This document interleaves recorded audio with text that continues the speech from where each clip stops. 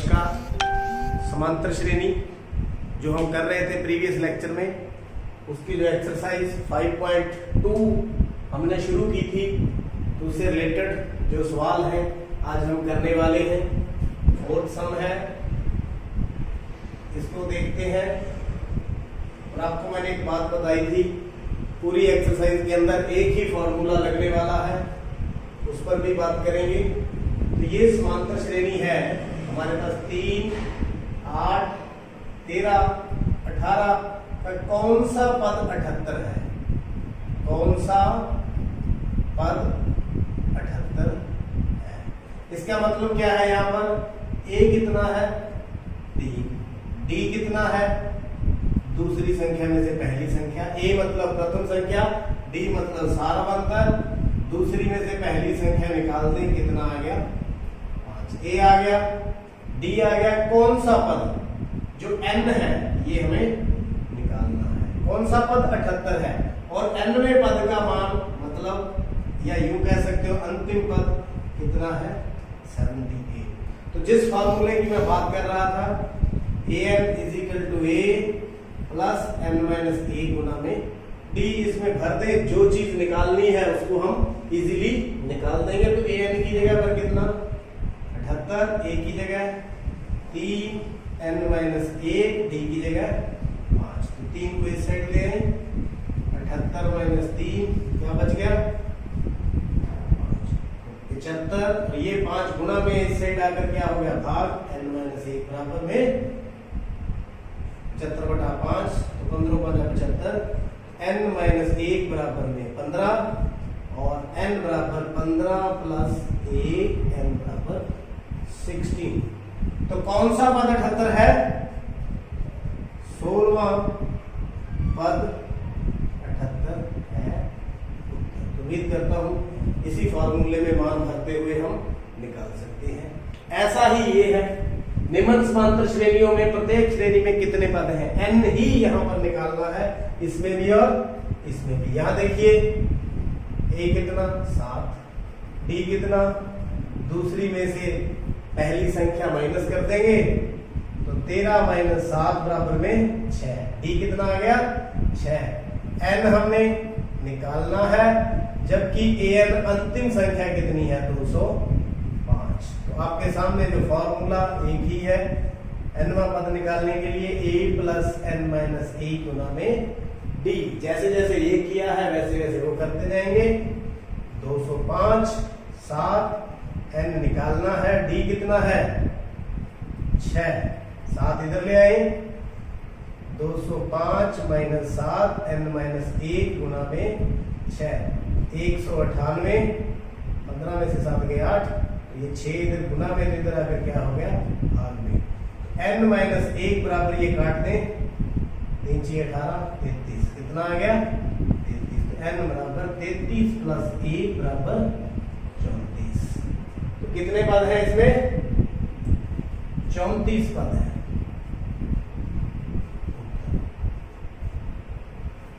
Clear? चलिए आगे बढ़ते हैं। इसका सॉल्यूशन बिल्कुल वैसा, नो प्रॉब्लम, आप खुद भी कर सकते हैं। a बराबर में 18 और n हमें निकालना है, और an की वैल्यू कितनी है?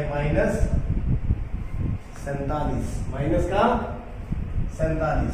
तो d दूसरी संख्या में से पहली संख्या को माइनस कर लें, तो 15 सही 1/2 - 18, 31/2 - 18/1 कितना आ गया?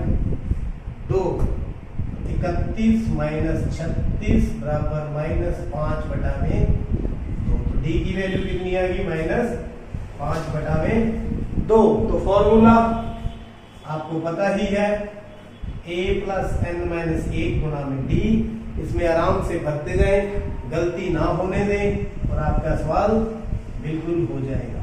a की वैल्यू 18, n हमें निकालना है, d कितना है? -5/2। तो -47 - 18 इधर आकर के माइनस का हो गया, n-1 5/2। कितना आ गया? 65। ये 5/2 है, इधर जाकर रकम जाएगी पलट, तो कितना हो गया 2 ऊपर चला जाएगा और 5 माइनस का नीचे माइनस से माइनस गया, 5 × 5 13, n-1 बराबर 13 दूना 26, n का मान कितना आ गया 26 + 1 बराबर 27। तो दिस इज द आंसर। छठा क्वेश्चन, इसका हल करते हैं। बहुत आसान है, पिछले सम की तरह है, थोड़ा सा बदलाव है। का एक पद 150, तो मान लीजिए ए यहाँ पर 11 है ही, डी दूसरी संख्या में से पहली संख्या माइनस करेंगे, 8 - 11 बराबर में माइनस का 3, an -150 जिसको हमने चेक करना है, n निकालना है, फॉर्मूला an बराबर a + n-1 गुना में d। an 150 हो सकता है या नहीं अभी चेक हो जाएगा। a 11, n निकालना है, d माइनस का 3, तो -150 - 11 n-1 गुना में माइनस का 3, तो ये कितना होगा -161 बराबर n-1 गुना में -3, तो n-1 -161 बटा में माइनस का 3, ये कट गया। n की वैल्यू 161 बटा 3 + 1, यहाँ एलसीएम ले लेंगे, एलसीएम कितना आ गया 3, 161 + 3 164 बटे 3। अब देखिए ये कट नहीं रहा, तो पदों की संख्या क्या फ्रैक्शन में हो सकती है? बिल्कुल नहीं। तो क्या लिखेंगे?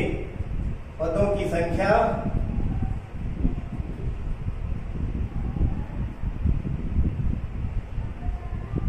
भिन्नों में नहीं हो सकती, अतः -150 AP का पद नहीं हो सकता। मेरे ख्याल में क्लियर हो गया होगा।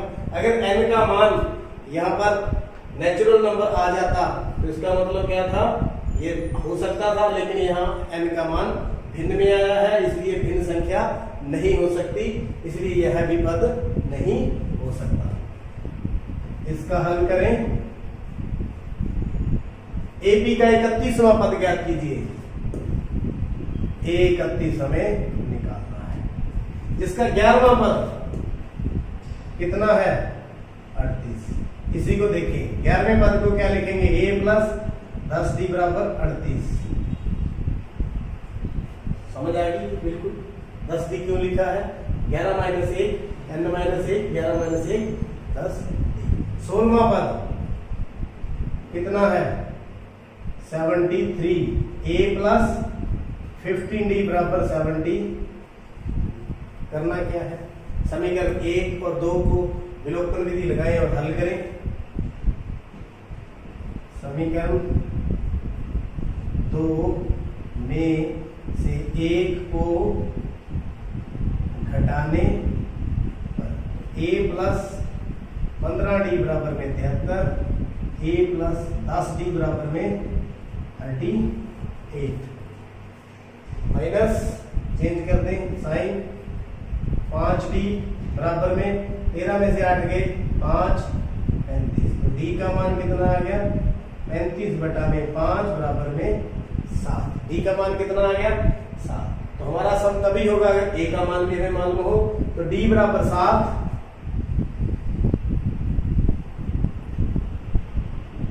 समीकरण 1 में रखने पर, समीकरण 1 कौन सी है, ये a + 10d बराबर में 38। a का मान निकाल दें, d का मान यहाँ 7 रख दें बराबर में 38, a + 70 बराबर में 38, a बराबर में 38 - 70, a का मान कितना आ गया माइनस का 32। अब हमें क्या निकालना है, an ये फॉर्मूला n की जगह यहां पर कितना है 31, a plus 31 minus 1 into D, a plus 30d। ये देखो डायरेक्ट भी लिख सकता था मैं, लेकिन फिर भी आपको समझाया। a 31 मतलब a प्लस 30d। उसी प्रकार a 11 a plus 10d, a 16 a plus 15d। यहाँ वैल्यू भर दूं, a की वैल्यू कितनी है माइनस का 32 प्लस 30 गुना में 7, तो माइनस 32 प्लस 210 घटा कर दें, 10 में से 2 गए 8, 10 10 में से 3 गए 7, 178 प्लस का ए 31 बराबर कितना आ गया 178। उम्मीद करता हूं ये सब भी आपको अच्छी तरह से समझ आ चुका है। एक एपी में 50 पद है, मतलब n की वैल्यू कितनी है 50। तीसरा पद 12 है, तीसरा पद 12 है, इसको क्या लिखेंगे a प्लस 2d बराबर में 12, समीकरण 1। अंतिम पद किसको बोलते हैं an को, कितना है 106, और निकालना कौन सा है 29वां पद, ये हमें निकालना है। तो n की वैल्यू कितनी है 50, तो a 50 बराबर 106। यहां समझ आ गया n की वैल्यू कितनी है 50। इसको लिखेंगे a प्लस 49t बराबर 106। बस 2 समीकरण बन गई, इससे a और d का मान निकाल लो। समीकरण 2 में से 1 घटा कर दें, a प्लस 49d बराबर 106, तो a प्लस 2d बराबर में 12, माइनस माइनस माइनस, तो ये हो गया 47d बराबर में 4 9।